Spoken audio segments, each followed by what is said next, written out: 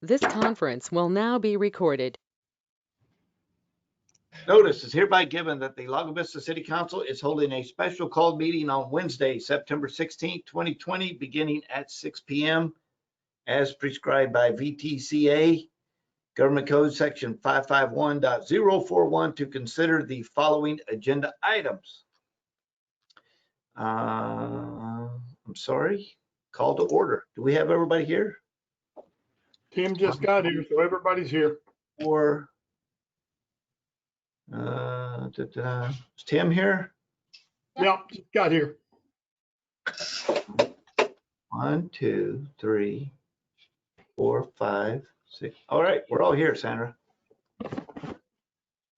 All right, citizen comments. In accordance with the Open Meetings Act, council is prohibited from acting or discussing other than factual responses to specific questions, any items not on the agenda. So before we get into the budget workshop, is there anything that citizens would like to comment on other than budget? All right. Workshop number 1, FY 2021 budget workshop. So this is potentially the last workshop. We do have one scheduled for tomorrow at 4 if we do not get through it tonight, but we're at that point that we've got to make final recommendations to Josh so that he can put it all together and hash it all out for tomorrow's meeting, because we would like to get this budget approved tomorrow. I mean, we don't have to. I mean, we can have a meeting next week if need to, but we're at that point. So I guess I will turn it over to Josh to start. Let him say where he's at in the process and what he needs to hear from council. Thanks, Mayor. I sent out a couple things to council last week. The first thing we sent out was an update of the CIP.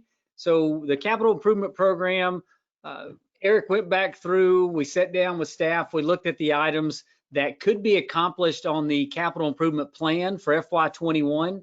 The document we sent out effectively reduced the expenditures for the capital improvement plan for FY21 by roughly $600,000 on the utility side. And so the new CIP, which, let me share this screen real quick while I'm talking about it, Mayor. The new CIP is right here on the screen. That just shows the utility summary for FY21. We have moved some of those items to FY22 and FY23. And then we also went into the street improvement section. It'll take me a second and I'll tell you that page on that new update. The street improvement section, we removed some of the items that Councilor Robbins had mentioned. We looked at those items, and the thought process there is related to the use of the thoroughfare plan. When we go through the thoroughfare plan process with our impact fee study and the additional dollars, then we'll utilize the thoroughfare plan as the document to then follow up with capital improvement projects that the city would undertake related back to street projects. So those are the changes you'll see as for FY21. And then the second document, while I'm scrolling down to get to the streets to show you that item, the second document I sent it out was had the title Fiscal Year 2021 Proposed Amendments. Those are items that we've discussed during the workshops, the previous workshops with council, and you'll see some changes and recommendations. The top of that document says reducing the tax rate to 0.6475 per the council action that was previously taken, and the ensuing change that would make. So we have that item on there. We have 2 ESD1 items. We have 2 health insurance items. We had an increase in the building permit fees for revenues on general fund side. And then we had 2 reductions on expenses in city council travel and city manager training. So those items are all on that one page, and I can pull those up later on if someone needs to reference those items, Mayor. Here's that street summary page we were discussing before. You'll see that on the FY21, we have Loman Ford listed right here. We have the fog seal listed here. We have the overlay and the micro surfacing at the top. And then we have the street sign replacement program, which remains consistent annually, that we've talked about for about 3 years. So that shows that number at the 2.8, and then the total project street improvement over this 5-year period being at 19 million. So those are the items that I have now, Mayor. All right, thank you very much. So, questions, comments? Yes, Frank. One issue I've still got on the CIP for streets is called a Boggy Ford realignment, which is on page 55. The detail is on page 55. I think this ought to be cut. I spent a little time looking at some maps. Number one, if you start the road on Loman at about where the tank is, and you try to go out that way across Loman Ford Road, you will bump into a house. The alignment of the road says it will end somewhere near, well, the earlier one, yeah, the earlier one said that it would end up somewhere near Draper Cove Road. Well, there's already an intersection there with Lincoln, so it can't hook up. The right-of-way indicates 27 feet wide. That is not a standard in any of our documents. It's not in the thoroughfare plan width. It's not in the subdivision regulation width. And Josh has told me that comes from AASHTO. You left it, Josh. Where are you going? Oh, sorry, I was going to go to the map page, but here you go. I'll leave it back up there for you. Oh, okay. Well, if you, yeah, no, the map, if you've got a map of it, that'd be great. But the 27-foot wide road is not a standard in any of our documents. Josh indicated that Eric had said that comes from AASHTO, or what's called the Green Book. And Josh, that document does not show an odd numbered street width. Now that might be 2 24-foot lanes with 18-foot curbs on the side, but that's still not a standard. Looking at the topography of the area, Eric is saying we need 80 feet of right-of-way, and the topography maps that I've seen shows that area to be pretty flat, so I don't think we need it. So there are a number of reasons I think this road ought to be cut. The biggest one, however, aside from the technical issues, is this is not a road the city needs to build. If it's something that somebody else could look at and make an alignment that'll work with a right-of-way width that works, then put it on the thoroughfare plan and have the folks that subdivide the property build it. So that's, I don't know what, 6 different reasons that ought to get cut. And I don't think you're going to find a map of it, Josh. I couldn't. We added that this week, and so I just got to get on the right page. Okay. My apologies, but Yeah, because where's the proposed starting point on that? it should go all the way up to Boggy and Loman.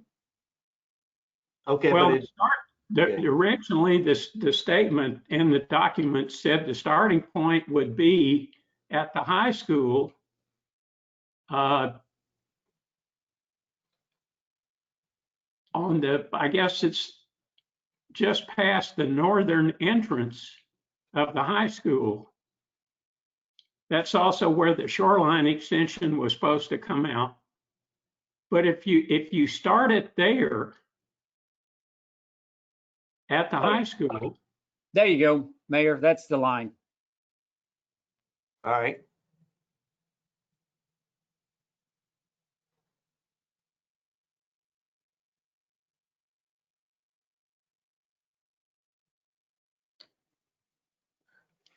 That's, oh, okay. So you're talking about right there, ST10? S10, Well, ST10. Yes, that's in the mid, Josh, I can't, that is not, that's in the middle of the high school. So the alignment has changed.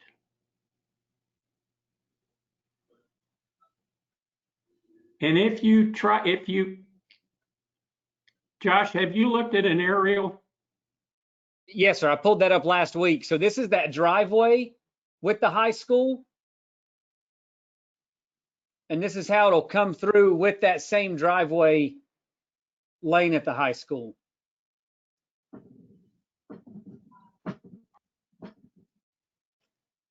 Adjacent to the tennis courts. Okay, yeah, it's not the northern end, it's the southern entrance. Okay. Yeah. If you try to get out where you're showing it, you're going to bump into a bunch of development, but I'll rest my case.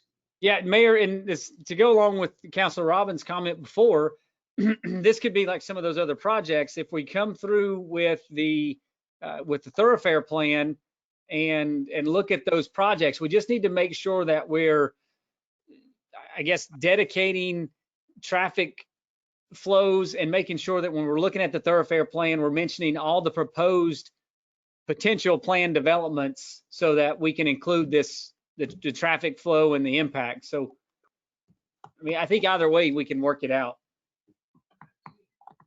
Josh? Josh, Yes, sir. if you put it in the CIP, you're indicating the city's going to build it, right? Correct. That's what ought to be cut. That's a subdivider road, not a city street.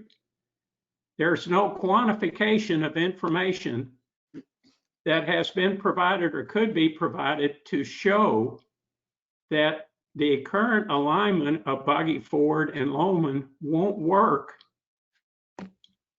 even with all the development that will occur, most of which will be down toward the lake. On the south side? Yeah, and I can't, yeah, in the Emerald area, where all the old streets are, where we've got a bunch of there are a bunch of vacant lots down there. One of these days, folks are going to decide to do that.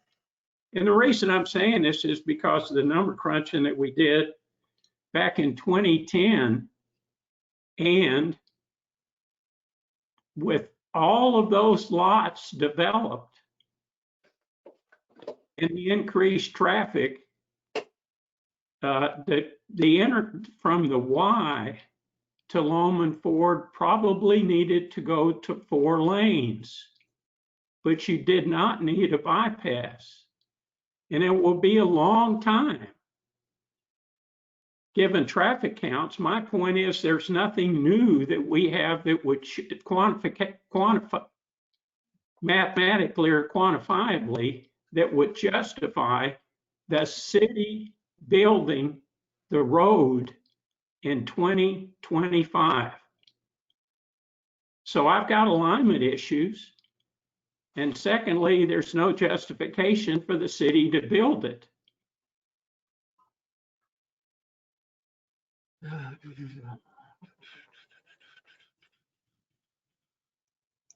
If you, Josh, this may be a major issue, and I've got you. So the issue for me is if you put stuff on the thoroughfare plan, that means subdividers get to build the road. It does not mean just because it goes on the thoroughfare plan that the city needs to build it. Now, with the work that our consultants will do, they may be able to show that they're given some kind of growth between now and 2025, that you may need to widen Boggy, which is going to be much less expensive than the 1.4 million to buy 80 feet of right of way. Mayor, and the concern on the staff side is simply the fact that if you do not include the projects on the CIP, then you may not have it included within the street impact fee analysis. So if you're widening due to capacity, and I think we had this conversation at the last meeting, Yeah. if you're widening due to impact and capacity, then you wouldn't have those revenues there as an option. And that's the only challenge when we're developing that impact fee now. Yeah, the impact fee is not a 5-year plan. The impact fee is, you can look out 10 years. But let's not debate it, guys, because it's apparently between me and Eric. Well, If- here's my question. After the new year, we're going to be looking at a lot of projects, and this 5-year CIP program, we're going to be evaluating all of our future projects after the beginning of the year. This is 2024, 2025 in that program. Is this not something we can discuss at that time? Or, I mean, why do we need to cut it out of today's discussion?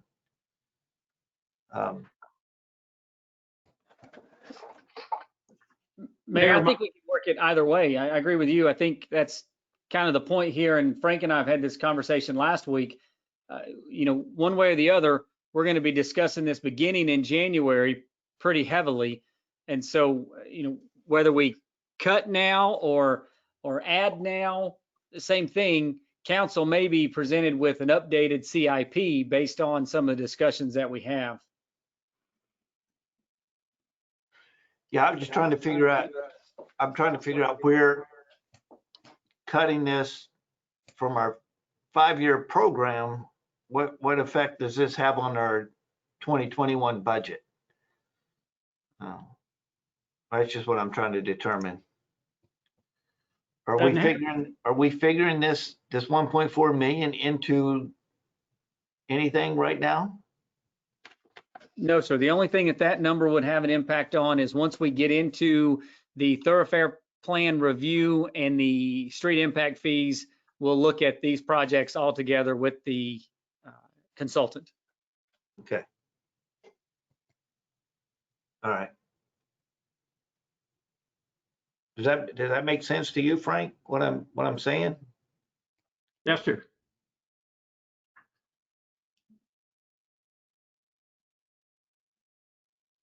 All right. So for the CIP plan, not the program, not the 5-year program, but the 1-year plan, where does everybody sit on the changes that Josh has made, the recommendations that we've seen come in from like Ron, Paul has made some. We've all looked at the things that they have suggested. Where are we sitting with any of those recommendations as far as the current CIP?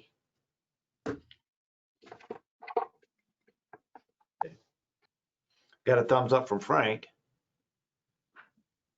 I'm good with it.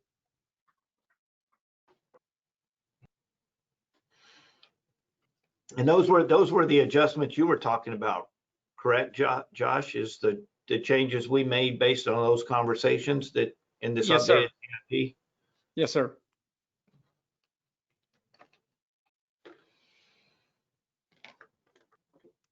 So as far as with these adjustments, what does this look like now based on the overall 2021 budget or reserve fund transfers? What are the net changes to the overall budget based on this? Now, when we go to the utility fund, Mayor, we went from 9.86 down to 9.32. And so that effectively lowered the utility fund reserve contribution down $544,000. So at the fund balance appropriation originally for the utility fund was 2.583. Now we're going to come in at approximately 1.9 million on that. And so after the end of the year, instead of having 600, 700,000 in the fund balance after, then you'll have a little over $1 million. That's utility fund balance. Okay, and that puts it closer to about a 20% reserve on, because I think we were looking at what we were going to have was roughly 11, and this would put it roughly 20 if we, because it's not quite. Yeah, I think that's going to kick us up to 16, Mayor. 16. If we run it at 6.5.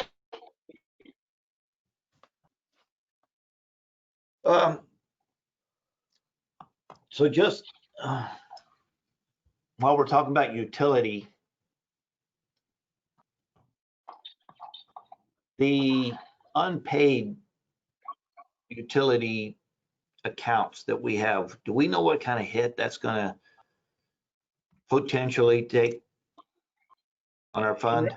In reference to next year and unpaid based on potentially COVID? Yes. Yeah, Mayor, I mean, I think if we plan without an end in sight to any type of legislation, and if we look at kind of comments from the state and from the federal government in terms of enforcement of those debts and bills, we could go anywhere from 50 to 100,000 on a conservative side. Okay. I mean, that's a loss of revenue.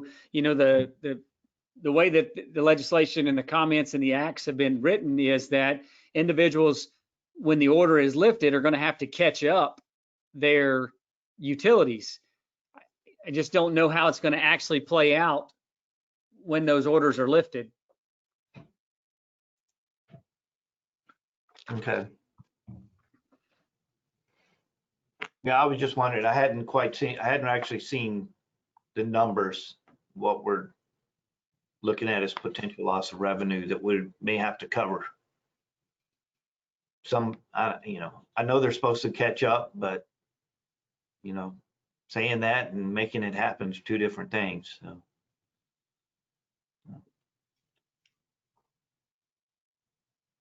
All right, so to continue, what about the reserve fund? Is there any changes to the reserve fund balance due to your modifications?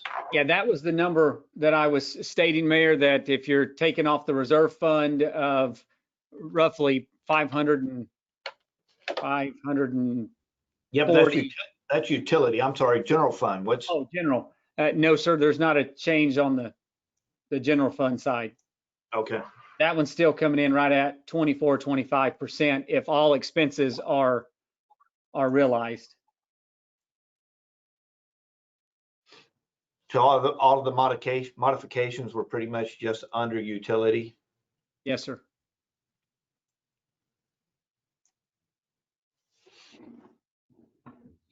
All right, who's next? Questions, comments?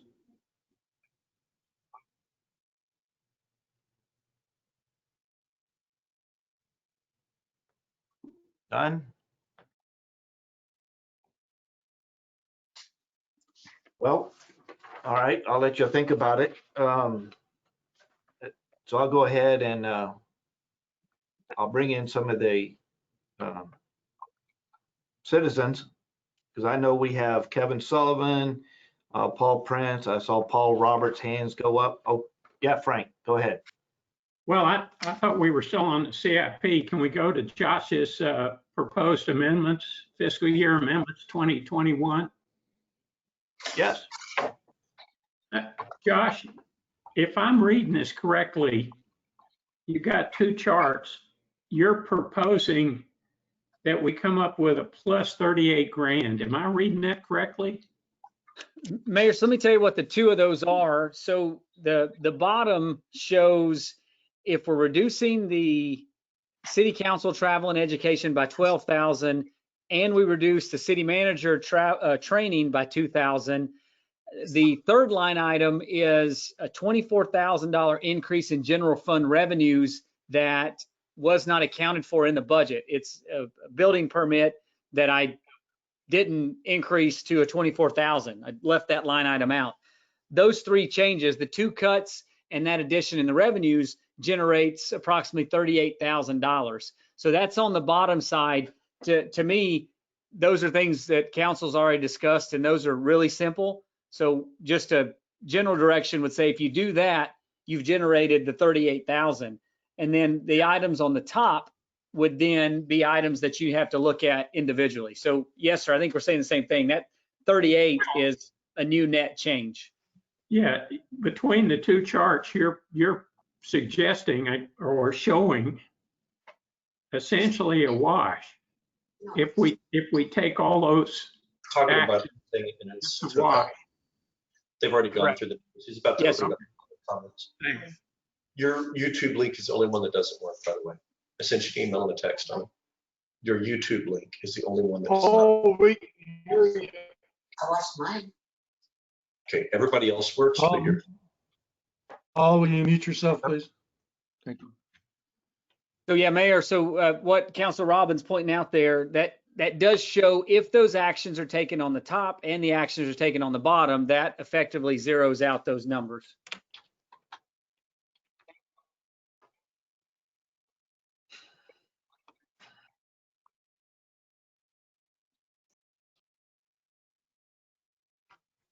Yes, Dick.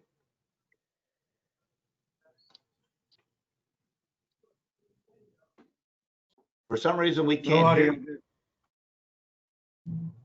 It shows you green, but I can't And hear you. unless there's something that I have forgotten, those are pretty much the changes that we discussed. But, what's the matter with Frank? You can't hear me? Is that any better? Yes. Can you hear me now? Now it's working. Yeah. Oh. Turn off Can the you hear me TV. now? Yes, No? yes. I don't know. Is it working? I can hear you. Can you Yes. hear me? Yes, better. Okay. All right. So Josh, those basically are the changes that we had discussed to making the budget. Unless there's something else that I can't remember, those were the primary things that we had discussed. Yes, sir. These are the only items that council has pulled up specifically to say, here you go, you want to take action and consider these items. Informally, we've had other discussion on we could cut. We just don't have those specific items listed. So we would need direction from council this evening to take those actions to get that into the document for tomorrow.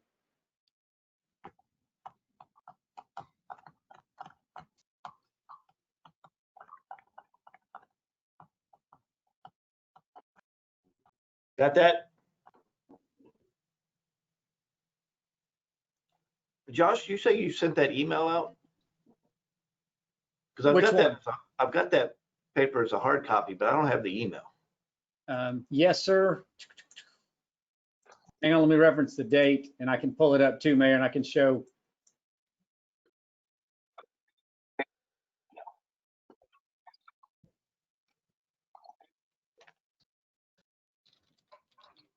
Maybe I filed it under budget already.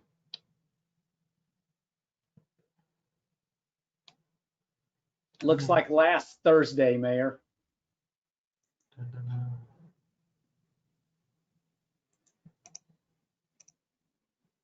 Oh, 9/10. yeah, there it is. I found it. I got it. I had already filed it away under budget. Okay.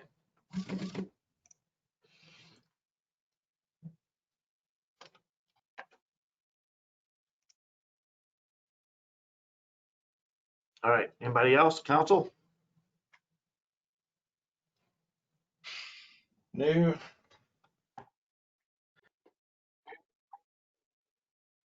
Tim, did you have something? No, sir. I just said no. All right, well, again, while we're thinking about it, I'll go ahead and I'll bring in the citizens.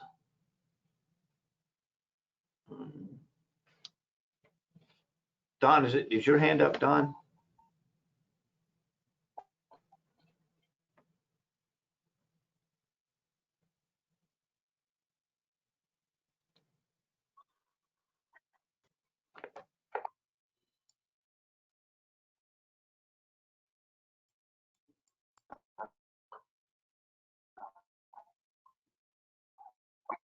I have one question that's a little off topic. Okay, Yeah, I kind of had a question that was off topic, just wondering before we finalize the budget, and CIP about the CIP spending on, you're not hearing me? Yeah.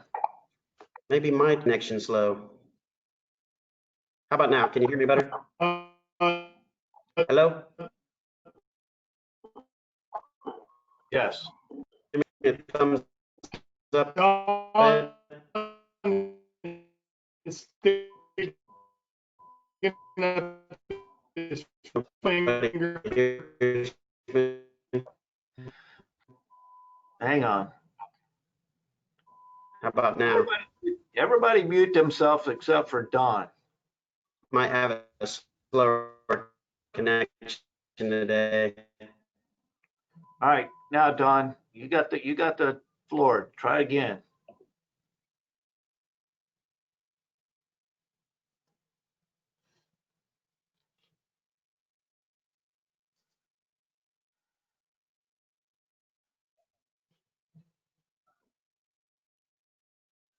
Don, try again.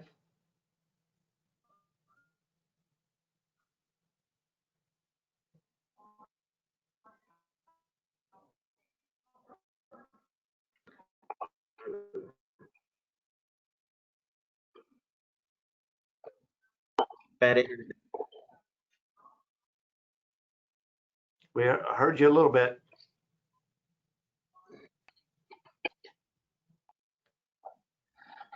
Move on. You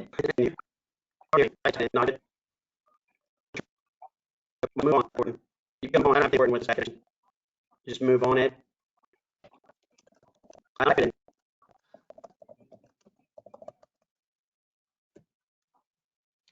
Yeah, I don't know. You're coming in broken up. Maybe you can type it in or something. Yeah. Okay. I typed it in.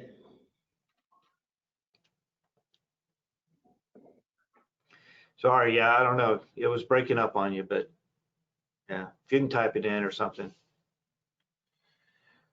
All right. Well, we'll come back to Don's. We get some clarification or something. I'm going to go ahead and bring in Kevin Sullivan at this point.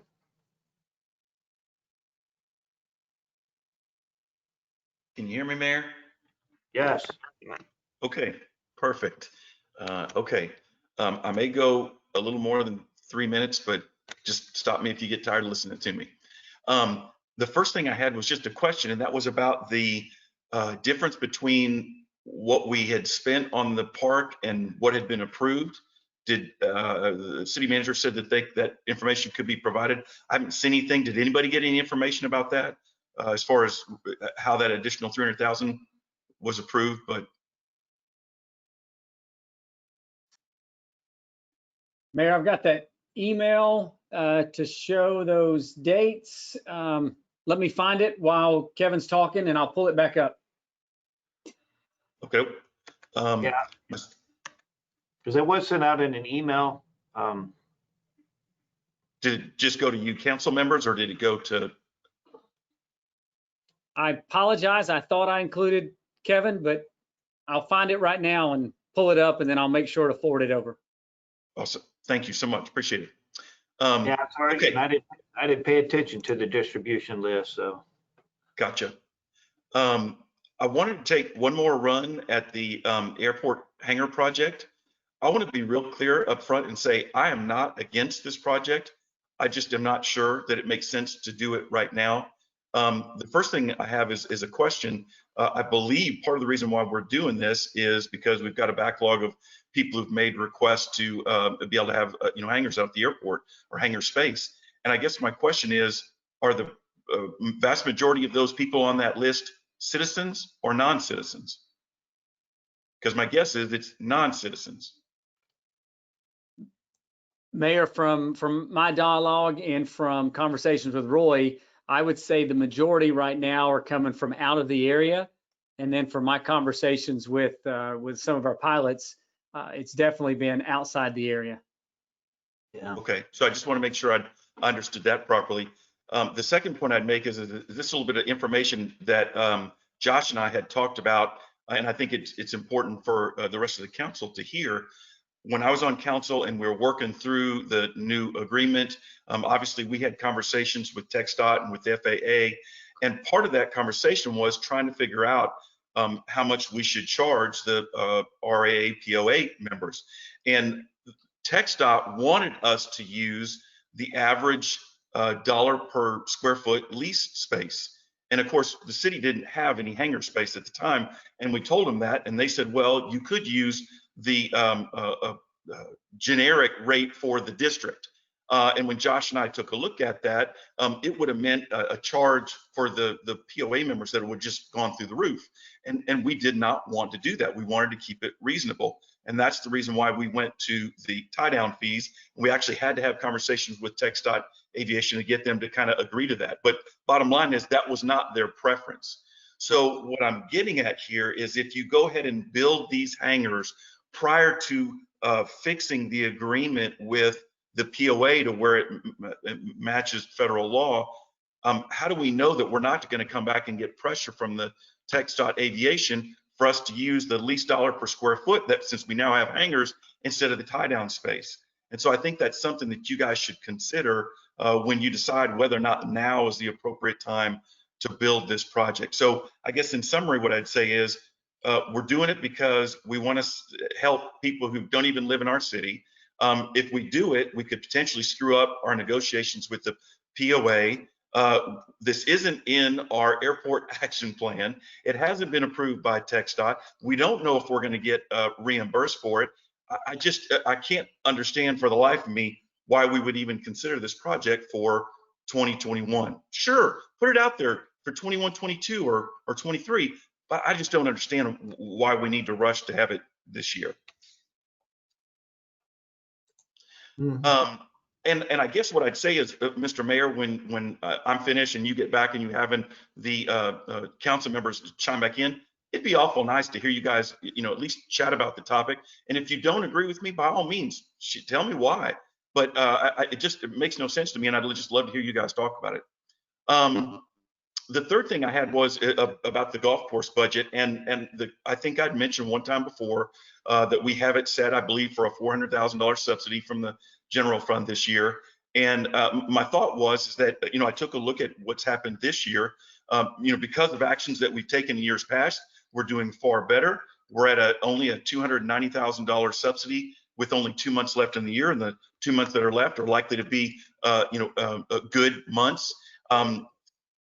We're not likely to come anywhere close to the 450 that we allocated this year.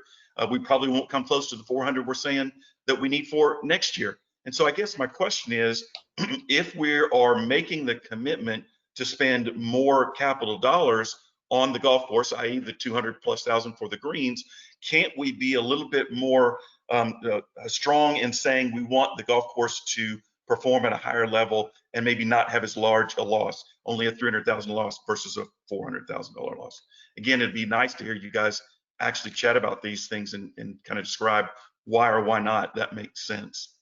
My next item is Councilor Bartholow talked about trying to drop the rate to 54 cents per hundred. I don't know that I fully agree with that, but I guess the question I would have is that you take things like the golf course budget and the ability to potentially carve off 100,000 out of it. You take the fact that we have actually run budget surpluses over the last 3 or 4 years, we're obviously taking in more money than the city needs to operate. So his conjecture that we could do with significantly less than the 64.75, I think is a very accurate statement. Now, can we go down to 54? I don't know about that, but I do believe that there is a lot of wiggle room there with regard to being able to drop the rate and still have plenty of money to fund the operational efforts of the city. And then there was just one last overarching comment that I want to make about capital projects. And you've heard me say it before, but I'm going to say it one more time, and then you can just tell me to shut up. You know, capital projects need to be paid for out of bond debt, okay, not paid for out of cash. So it can match up the revenues when they come in from people who are using those assets to when we got to pay for it. And I'll take it a step further and say the fact that we have not bonded out money to do a lot of the infrastructure projects that we are talking about for this coming year means that we had to wait 3 or 4 years to accumulate the funds to do it. Well, and I always hear that it's we don't want to pay the interest. We don't want to pay the interest. I guarantee you that the money that we pay on interest is dwarfed by the inflation on construction projects, okay? The fact that we wait to build these things means we're actually paying more for them because, and I'll give you a perfect example. While I was on council, we talked about doing the increased filtration of the effluent. And at the time, it was estimated to be 600,000. My understanding is you guys have gotten a quote for 1.6 million, okay? You wait and it costs significantly more, far more than the interest that we would pay on the debt. And I would just highly encourage you guys to very strongly consider bonding stuff out for these capital projects versus trying to save up money and paying cash. And that's all I have. I thank you guys for listening. Appreciate it and appreciate your service. All right, thank you.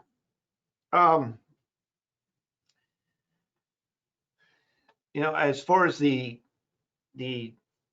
airport goes, I think that is a future, in my opinion anyway, it is a future growth, economic development thing as it is,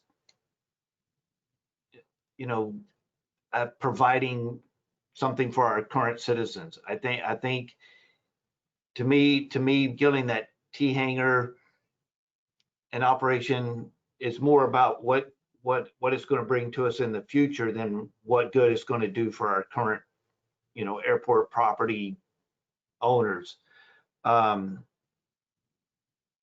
Do we know whether we'll get pressure from the FAA on what we set our rates at? I don't know if we're going to get pressure or not. We do know we're going to have to go back and review that agreement the way it is now. I don't know if we want to review the agreement now, make it compatible with TxDOT and hold off on the airport hangar, and then have to go back and review the agreement again. I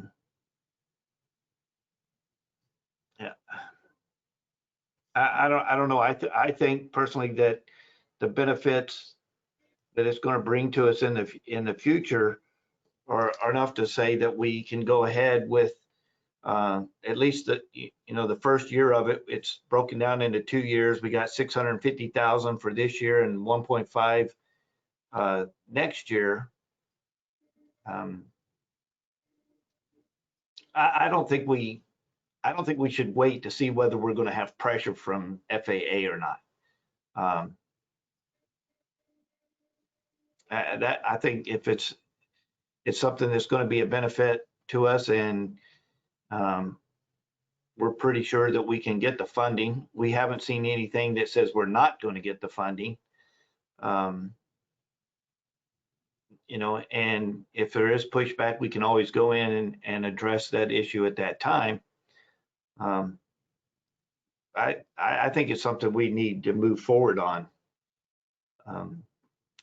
As far as the golf course goes, I know we set our numbers based on what the department golf course director says and what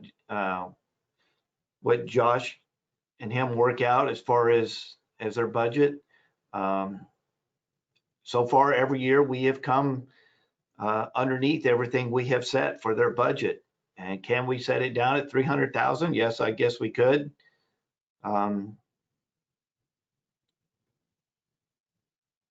know, I don't know. I don't have a problem with it being set at 300,000 based on what we did this year. But I'll let Josh address this here in a little bit. Maybe there's, you know, they've got their reasons why they need it set at 440,000.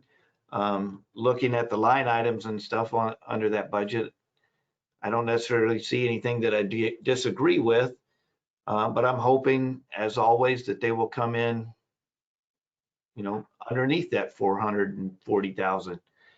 Our tax rate, could we go down some? Yeah, I agree. But I don't want to take it too far based on any kind of cuts and eliminations. And until we see a trend and what the new Senate Bill 2 is going to do to us, I think we need to tread cautiously. You know, my thing would be down to 64 cents, you know, taking a penny off of last year's and seeing what that does to us next year. Everything I see that I've gotten from the experts is this is going to have a huge domino effect on us. And I'm really worried about what it's going to do to us if we make too big of a change in our rate. I don't know. I think we kind of need to see a little bit of a trend to see what we're going to base this on. You know, our growth and stuff, it may not have an effect on us, but right now I'm really cautious about making too drastic of a change in our tax rate. You know, if it comes in and we have a good enough surplus, and next year it doesn't, maybe we can make a bigger change next year and see. But I don't want to drop it to a point that it's going to cause us to start having to eliminate, you know, services and stuff. For your bonds that you mentioned, I think it comes down to a priority. We could have gone out and bonded some of the projects, but if they weren't necessarily on the list to be completed in that time frame, then I don't know, we're spending money on something that we're not even working on.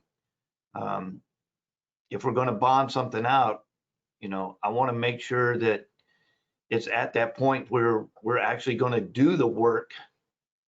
We're going to complete that project. I don't want to take out bond, you know, in 2021 for a wastewater treatment plant project that we may not be able to get to till 2025, because that's where it falls within in the priority list. I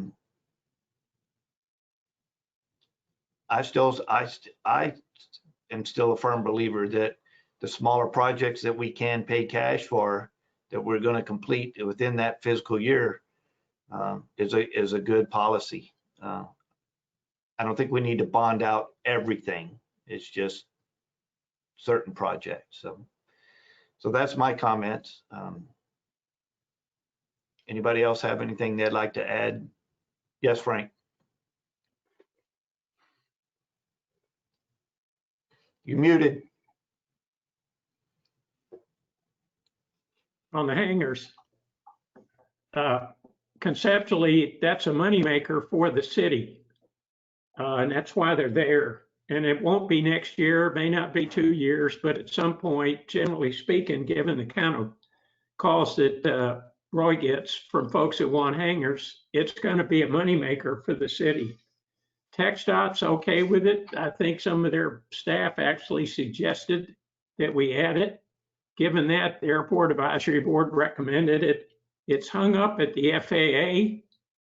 And I guess for what, Josh, 2 or 3 weeks out, the last time the FAA told us something about that? Mayor, I'd say, we're 1 to 2 weeks now.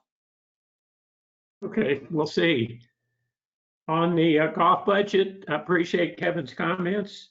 This year, I believe, is an anomaly because a lot of folks are coming out playing golf with us, which is a good thing.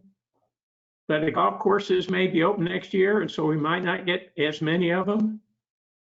But I hope a bunch of those folks that are playing golf that haven't played with us for a while will come back because the course is in a lot better shape. But I wouldn't change the subsidy number because I don't think this year establishes the trend. Thanks.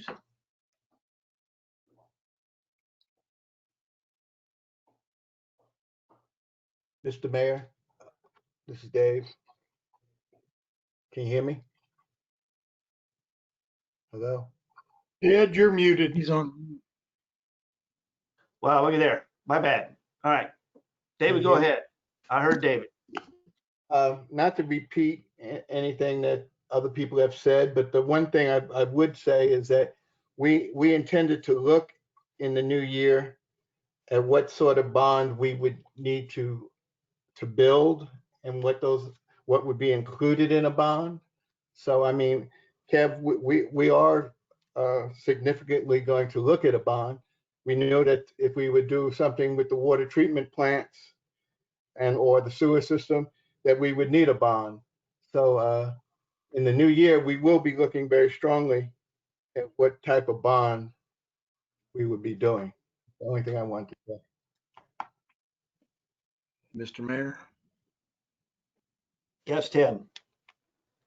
All right, on dropping the tax rate, I don't even feel comfortable doing the 0.64. It saves me $130 a year, $10.83 a month. But if we go by 5,000 homes, that's $650,000. And I think you were right about Senate Bill 2. We do not know the full impact of that. And then we're going to have another legislative session coming in, but as it stands, you know me, it's a nasty piece of legislation. And if we start to going down a bit, well, I think that's trouble. We're the only ones that are actually going down. Cedar Park at what, 0.000000001%. So Lakeway and Cedar Park and Leander are going to the no new revenue tax rate, which is the new language that's coming out. And our tax rate does not impact our growth. As far as the bond, if we do a bond, these guys know their business better than we do. They're going to look at what we're doing with our tax rate, because the best thing that we have to offer, or the one thing that they look for, is the ability to tax, to pay them back. So if you're looking over a 30-year period of time, they look at that ability, and if we're on a downward slope and it starts to take up a bigger amount of our budget to pay them back, then interest rates go on. As far as interest rates are right now, and I'm going to get a little esoteric here, the Fed, the Federal Open Market Committee, has changed the way it evaluates inflation. Instead of having a hard number, it's an average. And the target is 2, and they're not even there. So it's a good time to do a bond if we were to decide to do a bond. And one of the problems that I believe we're running into in our current bonding is the ability to not pay it back. or pay it off early without penalty. So there's an opportunity in there to do what are called callable bonds. So after a certain period of time, we would have the option to pay that back without the penalties. So as far as this election coming up the next 2 years, who's ever on the new council, I'd like to give them a year of what we have, because it takes a little while to come up to speed, no matter how much studying you've done. When you get in the reality of it, it changes it. So I'm looking at a couple of things that, we have a new employee hired, that's going to go on. That's going to be a cost additional. But I want to look at things that can be done in 1 year, 2 years, 3 years, or how long it's going to take. So we know that we do water treatment, it's going to be 30. But we have a number of one and done items that we may be able to accomplish this year. One is the library and or maybe City Hall, airport. It doesn't cost us that much. And I think one of the reasons that out of towners are asking for hangars is that they can keep them here. I know a couple pilots, they don't fly anymore, but they keep their airplane in Brownwood, that they would bring it here if they could. So I think that those will be filled up at the T hangars or anything. So that could be a one and done. Golf course, if we bit the bullet, that's a one and done. We no longer have to deal with it. And you amortize that stuff out 10 or 20 years, its cost goes down. And I think that I think we're going to continue to be strong, Frank, but maybe not as much. And another reason to go another year for this. Our sales revenue is up. No other city has growing sales revenue, sales tax.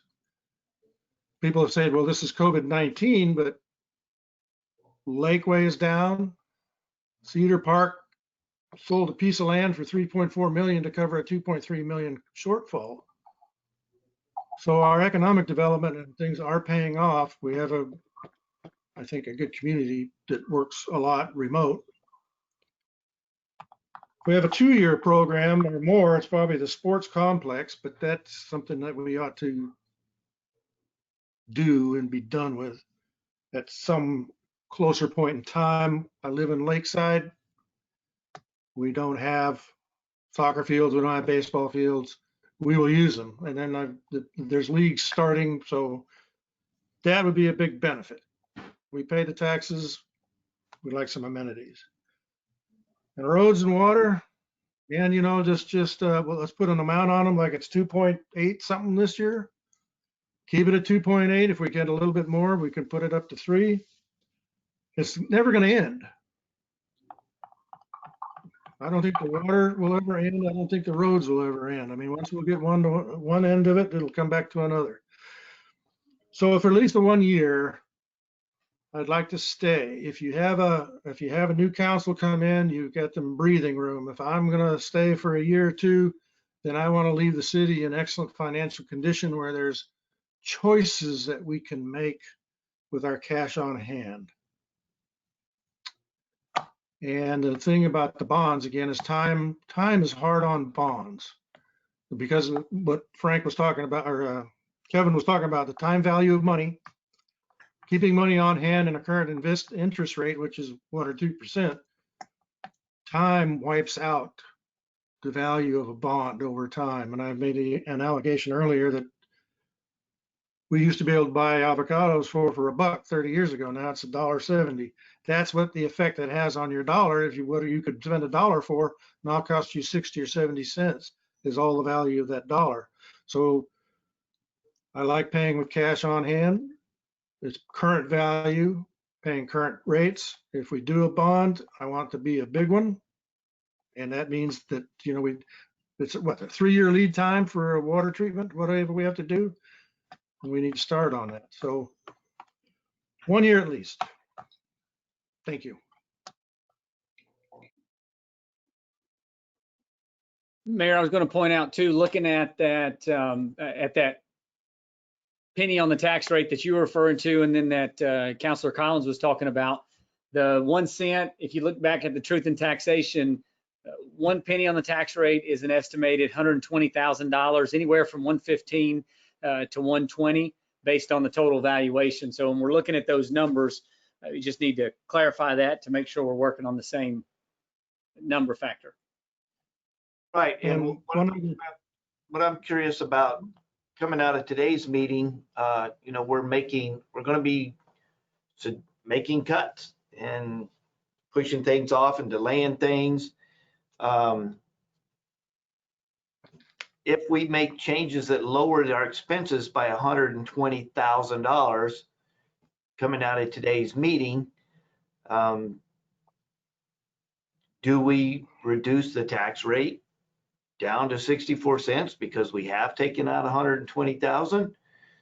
Or, do we leave it at 64.75 and take that 80,000 and put it into our general fund reserves, to cover things that may be unexpected or that we could use on projects going into next year? That's the decision I think we need to make today. I have no problem. Because I think based on the suggestions that I've seen, that we are gonna take out about 120,000, if not more, in our expenses. And so, how do we want to adjust with that? So I don't know. We'll see. I'd like to just, like I said, keep it 1 year anyway. Yes, Thank you. Dick. A number of things. First off, I think what people need to appreciate is that what we're talking about with our budget is basically placeholders. We're coming up with a value that we think will meet the needs of our departments, our operations, the projects that we want to do. We put a price on it, but there's absolutely nothing that says we have to spend all the money that we put into the budget. We're going to come in a little over budget this year. We came over a little over last year. So we're not locked into these numbers. And for example, the hangars, FAA may never give us permission to put those T hangars out there. That may never happen.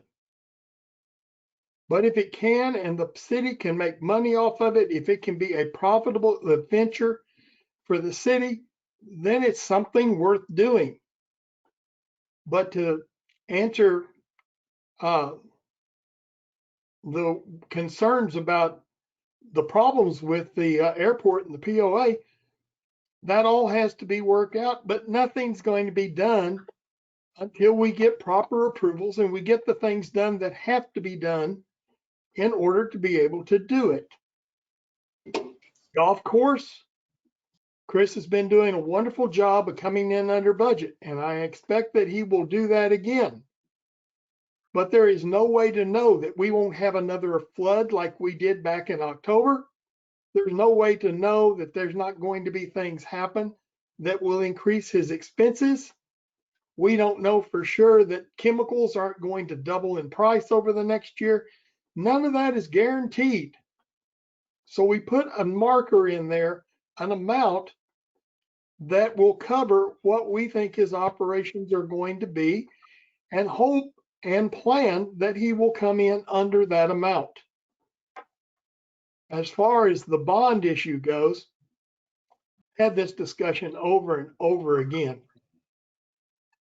In my opinion, debt, owing money, is never a good thing for anybody. Anytime you owe money, it means that there's going to be demands on whatever comes in from that point on. This year, we're very fortunate. We have the money to do a bunch of projects that need to be done. There is no justification in my thinking to putting ourselves more in debt when all we've tried for the last 2 years is to get us out of debt, and then have to pay more money to somebody else. I don't care what the interest rate is. The interest you pay on bonds is lost money. You never get that money back. That never pays a bill. That never funds anything. It's simply money you take out of your pocket and you put it in their pocket. And if you can do what we need to do this next year with the funds that we have, then that's the thing to do. And then next year, when we need those funds, we don't have the funds to do everything we want to do, then get a bond. If you don't have the money, then you don't have much choice but to borrow the money. But we have the money this year, and I don't think that there's any advantage in doing a bond at this point. Now, as far as the tax rate, I am really in Tim's corner with this. I am scared to death of what this House Bill 2 is going to do to us. And right now, there is nobody that I'm talking to, nobody that's sent anything out, none of the specialists, none of the people from the TML, any of them that seem to have a good idea on what this is going to do to us in the future. Now, the one thing that I can guarantee you, anything we go down on taxes is going to be revenue that's lost for years to come. The way this is set up, it just keeps going down. So I really am, I might go along with Ed at 64, but I would not be willing to go any more than 64 cents. That's it. Thank you. Yes, Arch.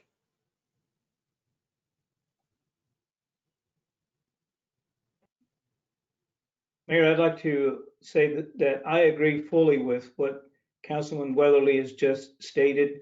I think this is an anomaly this year, and I don't think that we can look at it and say that there are any trends that we can depend on based on what has happened this year. Next year could be another year like this, but then it could be completely different. So I would be skeptical about making any huge changes of any real sort. And I'd like to add that I personally like the idea of the hangars, having the hangars as a revenue source.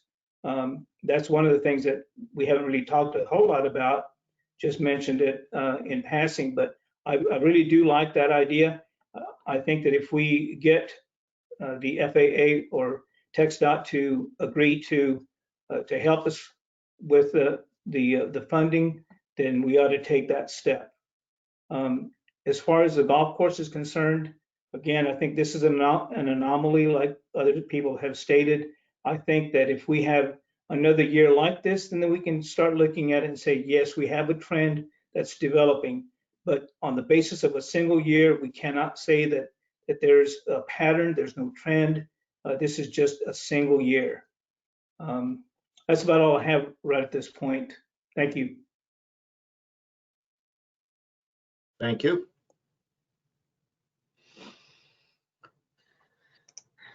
Anybody else?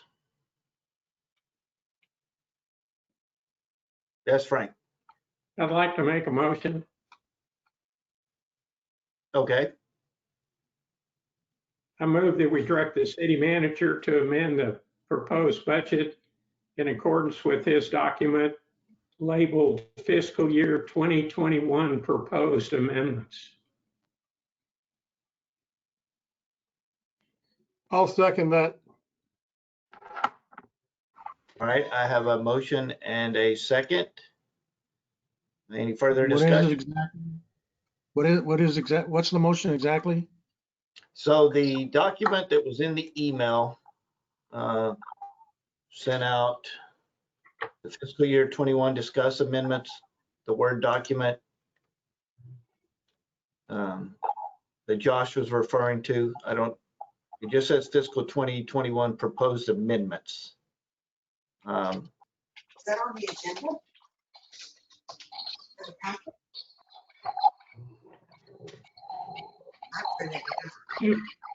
Tim, that's consistent with what you, So. I can share the document here. So my question would be, I guess, for Josh and Aaron, you can weigh in on this too. We've got the motion, we got a second. Is this something that really requires a motion, or is this just something we give Josh guidance to make amendments to and then bring it back tomorrow during the council meeting when we actually fully vote on the final budget? Just a guidance thing, is it not? Yes, sir. So in the workshop, the workshop discussion is the proposed FY21 budget. The direction is place these things into that proposed 21, make the changes, and then council will consider and vote tomorrow on those actual items. Yeah, and I don't know that it doesn't take a formal vote, but unless anybody objects to Frank's recommendation, I say we give the guidance to Josh to make those amendments and bring it back for final approval tomorrow. The only other thing I would say, Mr. Mayor, is make sure we're taking public comments. Oh, yeah. Yeah, we've still got a long ways to go. I've still got several people signed up. But at the moment, you know, that's definitely one amendment that I think council wants Josh to make to tomorrow's final. Yes. Correct? Yes. Correct. Yes. Okay. So do I have any more from council? Because I do have, I have Paul Prince, who has signed up to speak as well. All right, Paul, are you with us? Yes, I am. All right, you got the floor. Okay, thank you. So to be honest, I didn't have this airport one on my list to start with, but hearing the discussion, I just have to say I don't get it. So the total spend is $2.1 million over 2 years. The answer, and I haven't heard you guys discuss the size of this revenue that the city would get. So I asked it in a question, which Mr. Ray answered in the chat window. $50,000 per year is the upper estimate, although Mr. Barthelow's estimate is much lower than that. Let's assume $50,000 per year. That's a 40-year payback on the $2.1 million investment. That revenue is really small. Go ahead, Josh, you want to comment on that? If you don't mind, Mayor, let me just clarify. I think go back to what Councilor Bartholow pointed out. The reason this is attractive is based on the potential revenue stream from FAA and TxDOT. So remember, best case scenario, we would have a 90-10 grant from our airport improvement plan, AIP dollars reimbursement. So FAA could reimburse 90%. Our worst case scenario is 75% reimbursement. So if we were doing 650,000 at the 90, then we would have about $120,000-$130,000 into it. So then the return of investment of actual dollars after the grant would roughly be 2.5 to 3 years.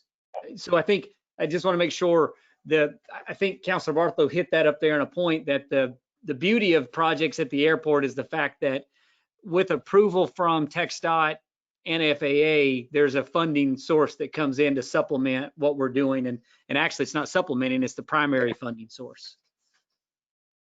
Thank you for that clarification. That helps a lot. So if the payback is 2.5 or maybe even 10 years, if it's a 75% share, then it starts to make a lot more sense. And then I would just come back to the challenges around the project that Mr. Sullivan raised. And I guess to Mr. Weatherly's point, if the challenges aren't worked through, then the money won't be spent. So enough on that one. On the FY21 capital spend on utilities, I'm actually very encouraged that the first pass was 5.2 million. The current number is 3.9 million. And the thing that's really good is the projects that, in my view, based on the research I've done and what I've been hearing from Mr. Smith, Ron Smith has looked at it real closely, the projects where we really should be doing our studies, like the water leak detection and the wastewater master plan, those have gotten pushed out. So I feel really good about that, and I appreciate that change. On the overall fund balance, that was a question, Mr. Mayor, that you had asked, and I also had some side discussions with Mr. Ray on that this week. For the past 4 years, if you add together the general fund, the utility fund, and the capital fund, we've been running about 10 million or a little more than 10 million in the sum of those funds in our reserves. The current plan, as I understand it, with today's updates, would drop us down to about 4 million in those reserves. So just a little under 2 million in the general fund and a little under 2 million in the utility fund, and then nothing in the capital plan. So it's certainly better than it looked a couple of weeks ago. I am still a little nervous that with the uncertainties of the environment, economy going forward, that we're dropping 60% of our reserves in 1 year. So that I would feel better if we were able to scrub some additional numbers out of this year's spend and keep more reserve in our pocket. I have a number of questions on the golf course side, and first of all, I'll say that the cost for green repair actually came down quite a bit from the original estimate, so that's a good thing. So the 239,000 that's in there for this year, FY21, for green repairs, is that the end? Once we do that, have we done all the green repairs that we need for the foreseeable future? Because I don't see any future spend in that area. Mayor, that number that Paul's referring to, the 2.39, as our last discussion, that's the number for 3 greens. The original number was 6 greens on the front 9 to go along with the other 3 greens that had just been completed, and that would give us a total of an entirely new 9 greens on the front 9. The number, the 239, equates to the 3 largest greens of the 6 remaining on the front 9. And part of the reason why we don't have these labeled out year by year is the discussion by council has been maybe there's only 3 more greens versus there could be 15 more greens that need to be renovated. And so part of that comment from Councilor Robbins before that was pointed out was we need to see how these 3 greens take, and then if they take and it's approved to go through with the contract, do the next 3 and then go from there. So no, that would not complete all green renovation, but it would give you potentially 6 greens.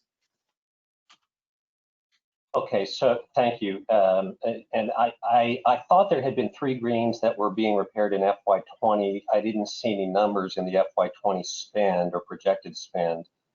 So maybe that's an oversight and they should be in there. But the FY20 was 3 greens and FY21 is 3, and then potentially there could be another 12 greens in our future, depending on how it plays out. Is what I'm hearing. Yeah, Mayor, I know that part of the dialogue's been, and I wasn't out there with the contractors that looked at our greens. Part of the dialogue has been that there's some of the greens that hold up really well, but I would say best case scenario is you're collectively redoing all 18 greens. Worst scenario is you do 3 and that's it. Okay. My last question on the golf course, and I'll just say on the greens, it would be nice to have some sense of plan for our citizens, so we get a sense of what the overall spend for the 5 years would be. Because now it's pretty clear from what you said that there could be significant repairs for greens in the future that are not showing in the plan at this point. And then the last thing on golf course is, are the green repairs in any way coupled with the irrigation repair rebuild? So that's a pretty big spend. And if, for example, the irrigation repair was delayed a year or 2, does it still make sense to be doing the green repairs that we're doing now? I may have missed the middle part of that. Does it make sense to do the green repair if the irrigation is not repaired? Was that the question? Yeah, or significantly delayed in time. Yes. So part of that, and I think we were talking about some of this in the last meeting as well, part of that is based on the availability of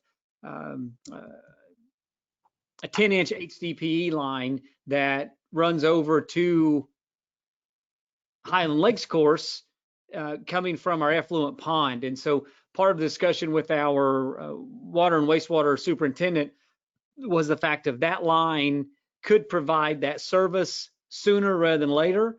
And so potentially, instead of looking at a $1 million project, even though that could be the number, I think we have the opportunity that once we go back and look at the functionality of that line and the ability to tap it in the right space, that project could be a lot less expensive than what that thought process is. But without going in and doing that, right now, the heads around the greens have all been updated so that those greens that have been repaired have sufficient water to maintain those. That was all part of the contracts for the last 3, and it would be the same thing for the next.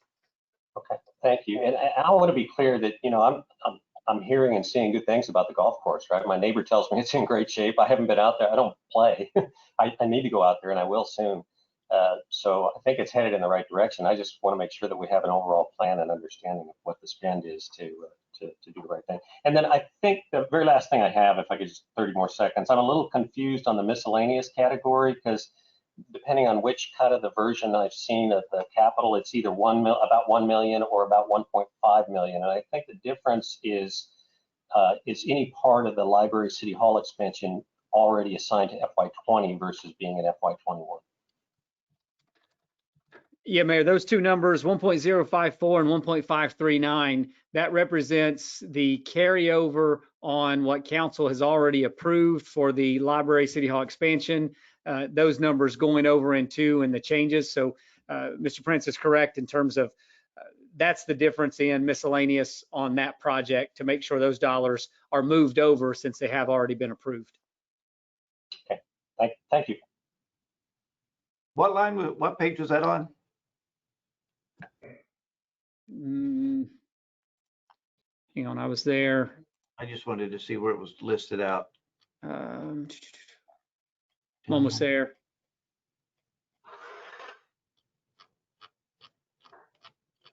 I've seen it, but I can't recall exactly where it's at. Miscellaneous is on page 71 of the updated document. So you now show 650 on the T hangers, 784 for the city hall expansion, and 105 for the underground utilities at the complex. Okay, yeah, I know I'd seen it. I just didn't know where I'd seen it. Okay, I got it.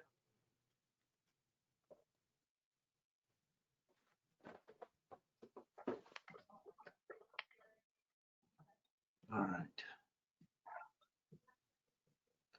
Any follow-up from council on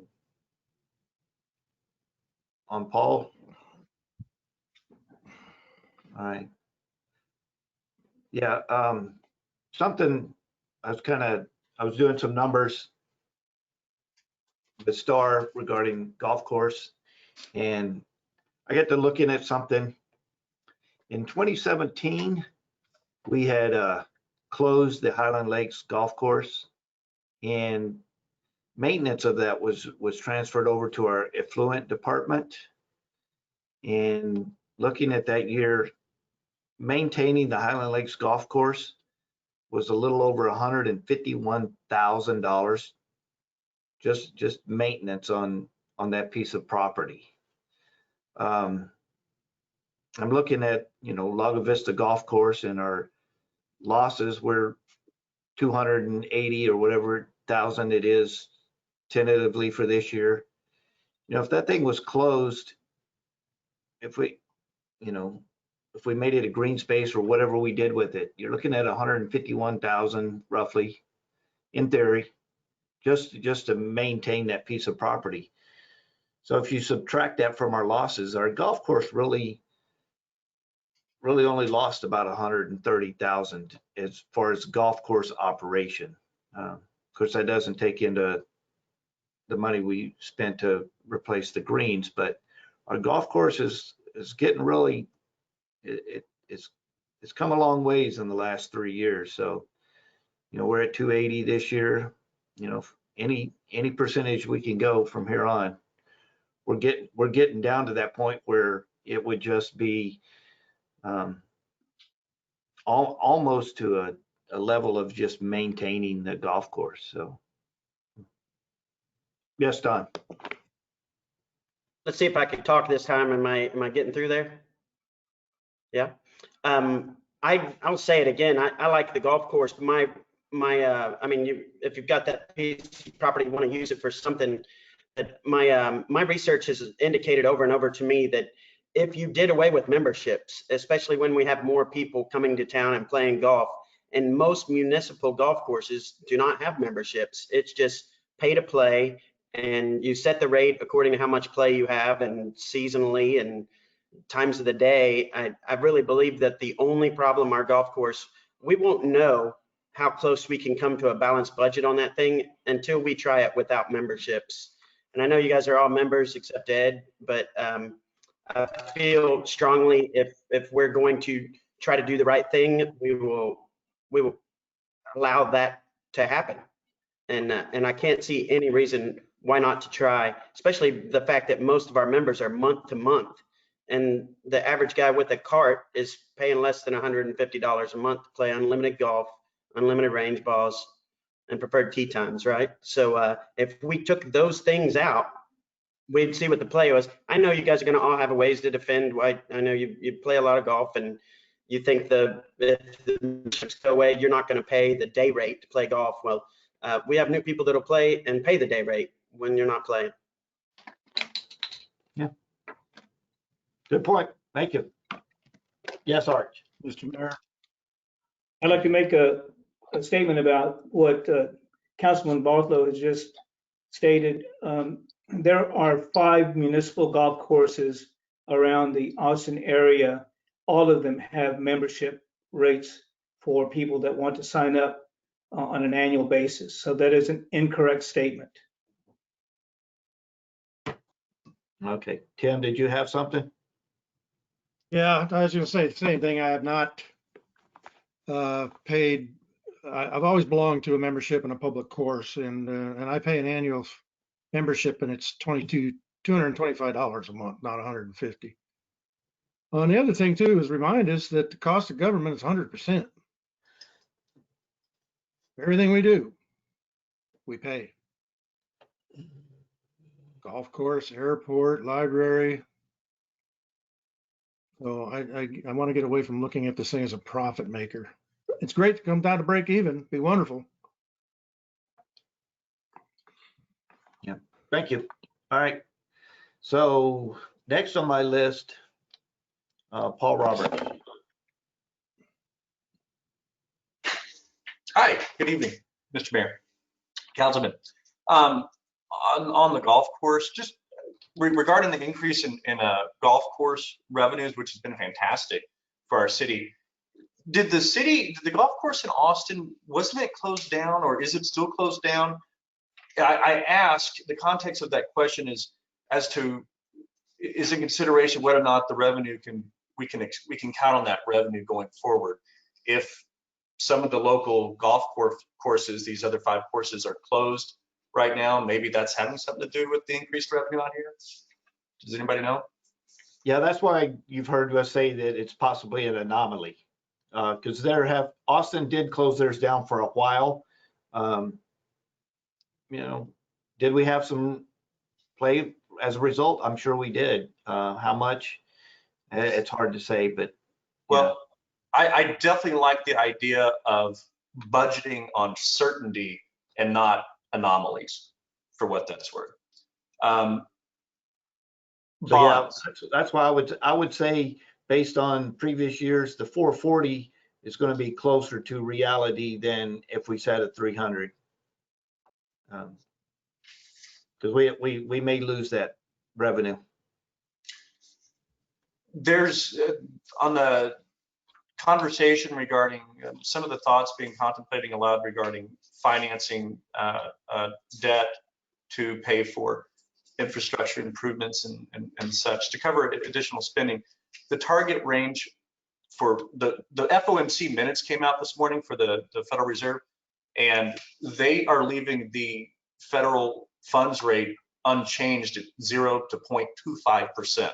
That's 0 to 0.25%. I mean, you're almost negative. what this means to us and the conversation about bonds is that if the city wanted to take on some debt and sell some bonds, now is a good time to do it, and it likely will be for a couple more years, because with interest rates being so low and with the Fed targeting an inflation rate of 2% and that free flow of money, people are going to be chasing yield because you're not going to be getting yield elsewhere. So if you want to sell debt, you should be able to get a sub 4% interest rate if you fight for it hard enough, and it would be easy to do. 2020, let me see what else. I had some notes here. Regarding inflation, typically before inflation, you get deflation, and we've had deflation for much of 2020. I think a couple of months ago, I sent some of you councilmen a 50-year chart showing inflation, and recently we've been in deflation. So the chances of inflation happening are very real. We're starting to see that in the consumer price index as well as producer price index. We're back to, it's going up, and it's going up considerably so. The dollar index right now is trading at 5%. So the dollar is worth 5% less than it was previously. And we're seeing that affect our imports as our buying power, as we're having to spend more money to get those imports. So inflation is definitely a consideration as you guys consider budgeting forward. The 120K number that y'all were talking about, and there was a question about where to put that money. Should it be put into reserves? Should it 8,000 over here, the balance over there? Like Mr. Weatherly and Davila, I don't like debt. My comments about bonds are just to give you a little bit of insight if you're not aware of any of that data, so that if you are going to consider bonds, there you go. But I believe in saving for a rainy day, and I don't like that. So to that end, even this tax rate, while it's politically advantageous for politicians to be able to say, I lowered the tax rate, personally, I think with uncertainty ahead, I think cutting right now is just not a great idea. We could use that revenue to cover a lot of these things that our city needs. That's just my opinion. What else? I heard Josh say in the beginning that he's incorporated that $120,000, for example, and other savings are in part a result of Councilman Robbins' suggestions at the last meeting, taking out some of the maintenance for various roads. I was looking at the packet a few minutes ago, and in the packet, which the number on the packet's going to differ slightly from what I think you guys might be looking at. In the packet, it's page 54. It's the fog seal project name, and there is a reference in there to Shoreline Drive. Living out here, that street's out here by me, there's one pothole that needs to be filled. If any money can be saved by scratching that off your list, I think it's certainly something you could defer to a later date. That's all I have to say. Thank you for your time. Thank you. All right, well, that's everybody I have that is signed up to speak. Is there anybody else in the audience who would like to make a comment at this time? All right, council. Some additional comments. I know we have, we've already given direction to Josh on the proposed amendments. If nobody has comments, Josh, what other areas do you actually have on your list as far as us giving you direction on? Is there Nothing, Mayor. That everything that's been discussed is good. What we'll do if we finish this meeting now, we will update those items, and then we will get those final numbers sent out to council for tomorrow. We'll also post those on the website tomorrow prior to the meeting, so that people that when they sign in tomorrow night for the meeting, they can see those numbers with council, and we'll make sure any of those changes on the CIP have also been added to that list.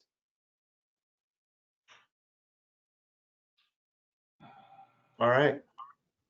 Yeah.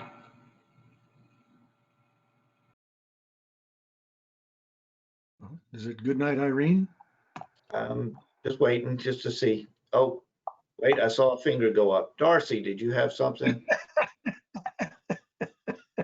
You knew Darcy had to say something before. Yes, hold It on. was the correct finger. Can you hear me? Hi. I just wanted to tell you, Ed, and to stay on for a minute so me, you, and Paul can talk for 2 seconds. Well, I don't control this meeting, and Oh, okay. and depending I'll on, get into a Facebook thing with you and Paul then. yeah, and I would hate to discuss anything that the whole public, unless it's just something you want to discuss with us, give us a call or something. I'll do Facebook. Mr. Mayor, does that mean that we won't have the 4 o'clock meeting tomorrow? We'll just have the 6 o'clock meeting? Josh, do you see any reason why we need to meet at 4? Mayor, the 6 o'clock's fine, and then we have the time during the meeting for council to consider. And as you said, if council doesn't make a motion during the 6 o'clock tomorrow, then we would need to schedule a meeting for the following week. So I don't think the 4 o'clock has the value at this point, Mayor. I'm good with that. Josh, can you make sure Excellent. that Dave Street sends me the link for the 6 o'clock meeting? Because it's not showing up on my calendar. Mayor, that was done by design, so if he doesn't get it, he doesn't get it. I'm just kidding. I'll get it to you, boss. All right. All right. Frank was raising his finger, but he went away. I'm sorry. Say that again. Frank was raising his finger, but then he turned his thing off. I don't know. They got it. They've got it. All right. Well, if I don't have anything else, then I'm going to call this meeting adjourned at 7:37 p.m. Thank y'all. Night, everyone. Have a good one.